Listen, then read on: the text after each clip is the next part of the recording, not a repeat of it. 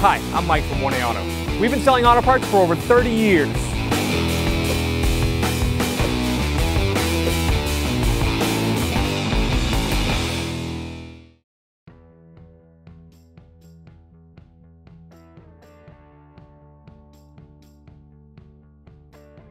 Hey everyone, Sue at 1AAuto.com, and today I'm installing a passenger side CV shaft axle assembly on our 2007 Mazda 6. We ordered this on our 1AAuto.com site. It's a TRQ model design. It comes with a nice brand new lock nut, ABS ring.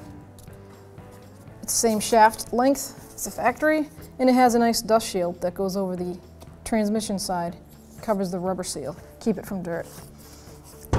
One of the things I love about this TRQ shafts is I've been testing them every time I get them, and they don't fail me at all. I can physically grab and turn this with no binding. I have seen brand new ones come from other brands where I have to put an effort into it and really move them. You don't really want that because it causes a shake going down the road. It will eventually break in, but who wants eventually? So if you want a part like this or any other parts for your car, click on the link below and head on over to 1AAuto.com.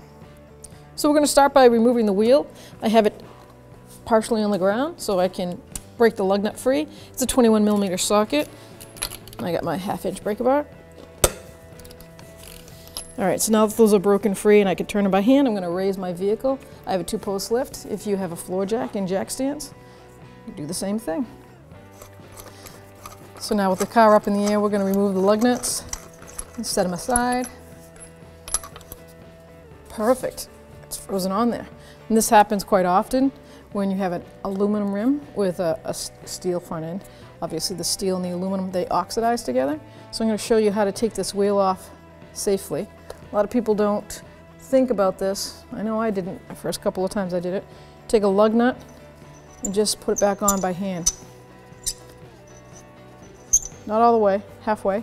And now when you take your rubber mallet or your pry bar and you hit it from the other side, it doesn't fly off. I take a rubber mallet and I hit the rubber part of the tire on the back side. That came off nice and easy. Sometimes they don't want to come off that easy, and you just got to keep giving it an effort back and forth.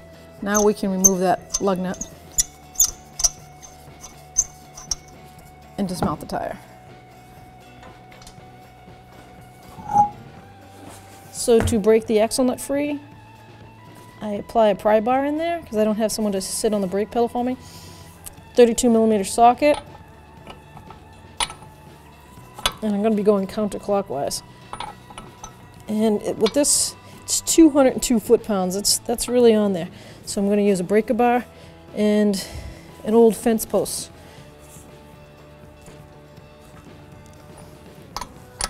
So now with that broken free, obviously it goes without saying to be careful.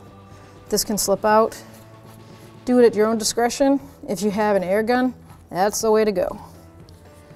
Now that we have the axle nut out, we can remove the pry bar and raise our vehicle back up.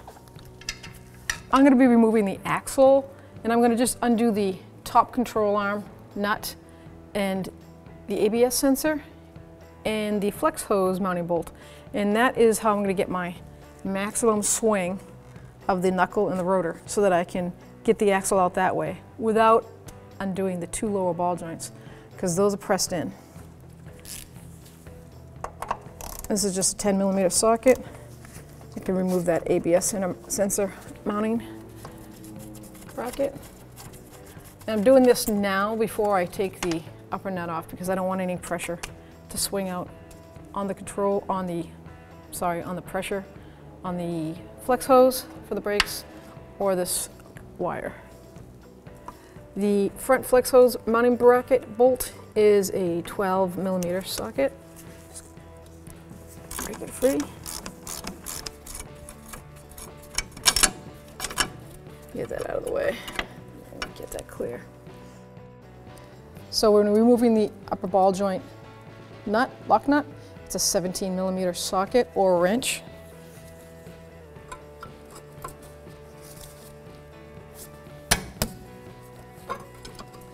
Now that I broke it free with the wrench, I'm going to give it a little spray and move over to a socket and ratchet.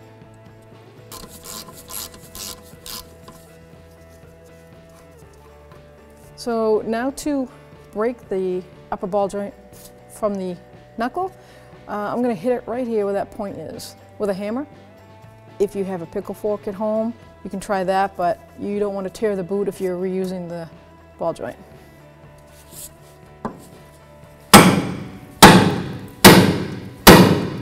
So hitting it a couple of times with a hammer, sometimes it will jolt that stud free out of the knuckle. In this case it didn't, so I am going to be using my pickle fork. I'm going to guide it and hope that I don't pinch that boot. I really don't want to tear it. And nice and easy. Still in good shape. So now with the upper control arm clear and the ball joint out of the knuckle, we have to hit the CV shaft axle. Center nut or stud. Got to push it through the hub. Now they give you a nice little punch hole here, so you can use an air chisel with a punch on it and hit right there. I have pre-soaked this because it gets stuck in the splines.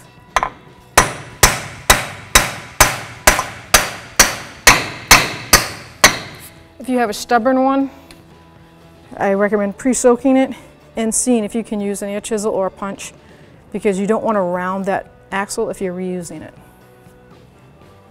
Now I'm going to reach my hands in here and pull it out. And the reason I disconnected these, as you'll see right now, I can get a good throw. I can turn that all the way without any strain on the flex hose. So now that I've raised my vehicle, I'm going to take the passenger side CV shaft axle out. There is a extension shaft here that goes into the transfer case with transmission, and it has a carrier bearing on it. Some models you have to press that off. On this particular model you don't. The CV shaft actually separates from this long steel of spline. So I'm going to use a hammer. I like to use a hammer that has an actual hammer peak on it, like a blacksmith's peak. That way I can get at the right angle and hit that. So I'm going to clear, make sure this has got some movement down here so I can pick up the distance, and I'm going to hit it out.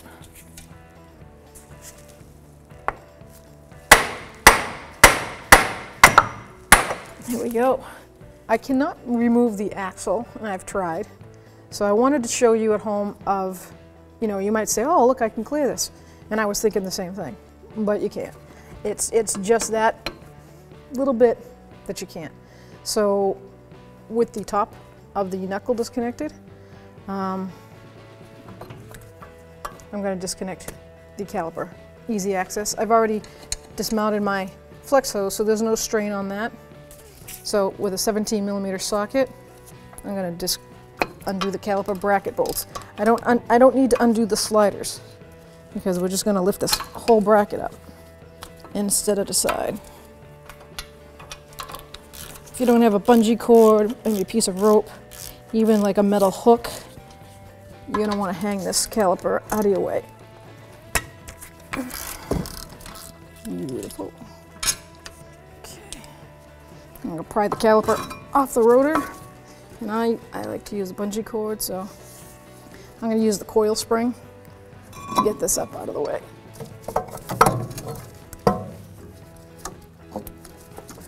And move it to the back. Now we can see clearer. See, I have the clearance. It will not fit through. The inner CV joint circumference is bigger than the wishbone. So all we have to do now is undo the wishbone, and then we can slide the shaft right through between the lower control arm. The reason you don't want to undo this lower control arm is there pressed in bushings in the front and in the rear ball joint. Those have to be pressed back in and out. Way too much work for this. So do it the easiest way. Take the wishbone out, bolt out, and slide it through.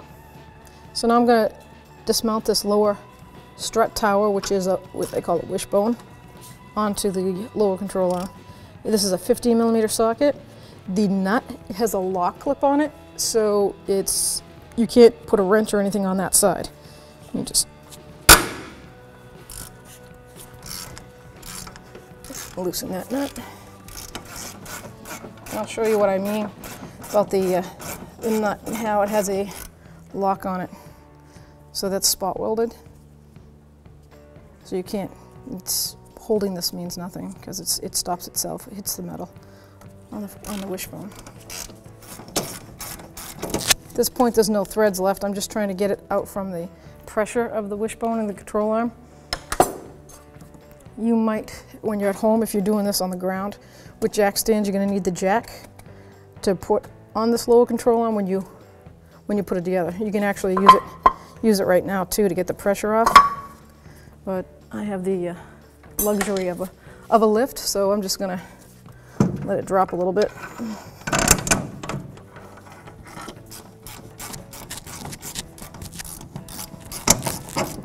And there we go. Now I'm just going to swing the lower part of the strut, the wishbone, over to the right. And now I can hopefully guide my CV shaft out. And there we have it. So this is a TRQ axle from 1AAuto.com. It comes with a new lock nut at the end where it goes through the hub. It's got the ABS ring.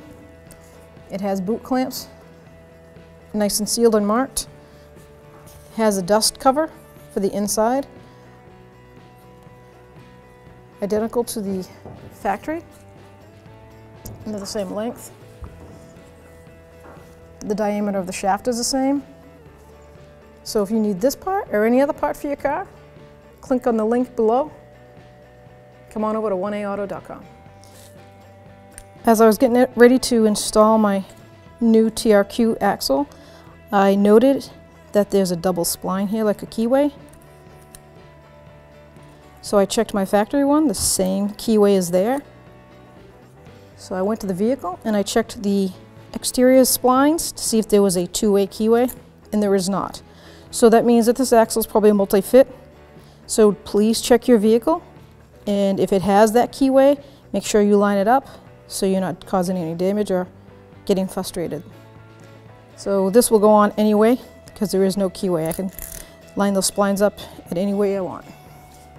So now I've got my new axle, and I'm going to just guide it up in. And if you can see, there's a lock clip. It hangs down. It's a spring lock. I like to put the open part of it on the bottom, so there's less fuss fighting for me. And I'm going to line that axle up and just give it a good push.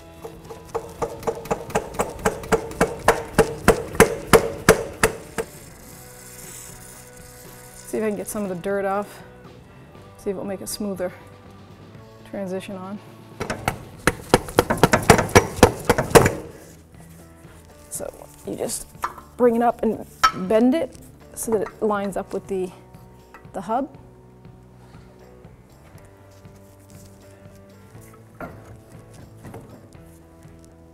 See the splines coming through? You'll feel them line up. It'll come right through. At this point, I'm just going to put the axle nut on by hand. That just assures me it's not going to back out because we're going to now line up the wishbone with the lower ball joint. Now at home, this is where you're going to need the floor jack. If you have a two-post lift and you have a stand jack, that's what I'm going to be using.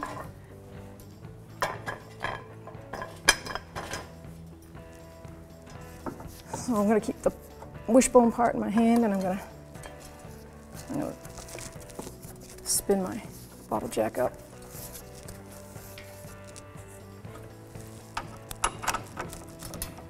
A little bit more.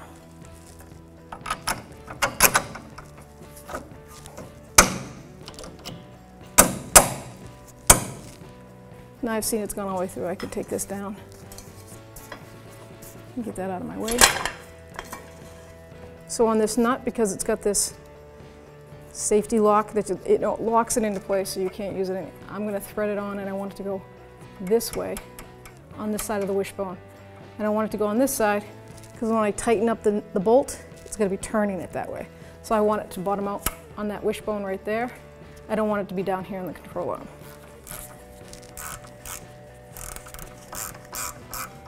Before I torque this down, I'm going to put the upper control arm ball joint through the knuckle first. I like to get everything lined up before I torque it all down. So I'm going to get my caliper back to the front of this. situation over here. I'm just going to slide it right on the rotor. Now I can put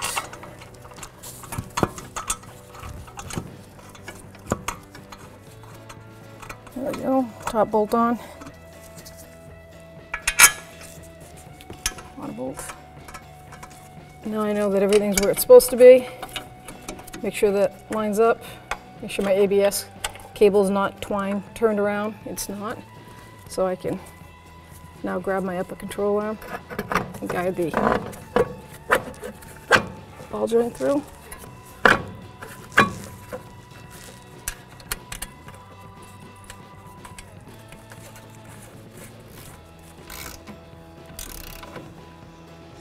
So now that I have the lock nut snug down on my upper ball joint in the knuckle, I'm going to torque it to 39 foot-pounds. Here we go. So 17mm socket or wrench, and I'm going to tighten up my caliper bracket bolts. So the caliper mounting bolt is 79 foot-pounds. So I'm going to take my 1/2-inch drive torque wrench and my 17mm socket, and I'm going to torque this bolt to the knuckle. That's the top one. Let's do the bottom one.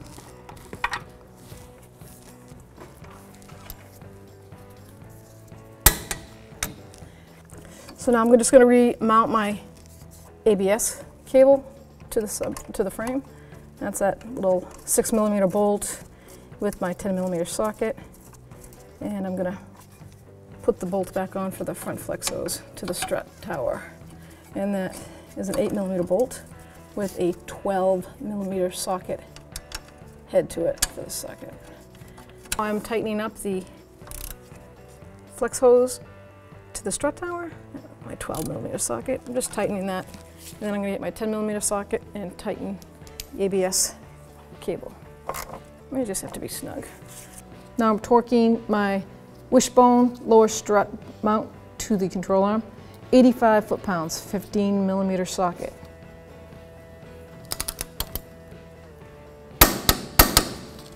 So I hand tightened the nut down as far as I could, and I've got my 32mm socket, and I'm gonna torque this puppy to 202 foot-pounds.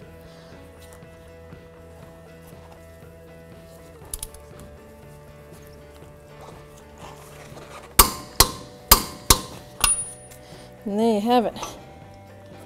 And this is the way they want you to lock this nut, castle nut, is you take a punch or a flat chisel and you peen it over into that groove. Just give it a good hit. One more time. So now I'm just going to remount my tire, put it up against the hub, put my lug nuts on, hand tight. I'm just going to hand tighten them with my socket. Then I'm going to lower it down on the ground. And I'm going to torque these to 83 foot-pounds. So now I'm going to torque my wheels at 83 foot-pounds in a star pattern. That just helps make sure that the seat of the rim is seated correctly against the hub.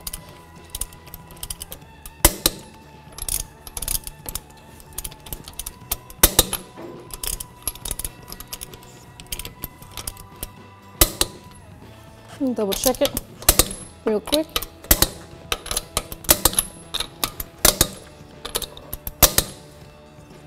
There you go. Thanks for watching. Visit us at oneauto.com for quality auto parts, fast and free shipping, and the best customer service in the industry.